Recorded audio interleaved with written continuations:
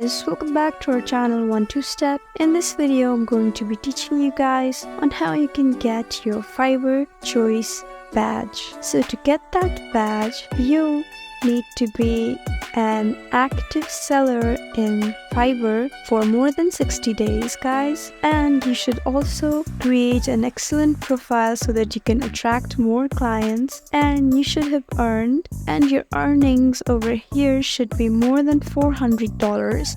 As you can see, I have $0 over here, but it should be more than $400 or $400 exact. And you should make at least 10 deliveries or orders, and then maybe you'll have a chance for a Fiverr Choice Badge. There are many other things that you need to do.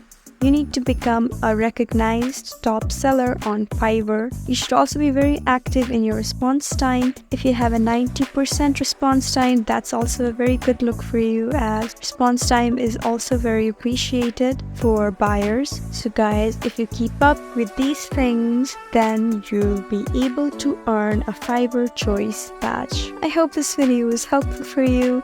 If you want more helpful videos like these, then please subscribe to our channel. We'll see you again next time. Thank you for watching.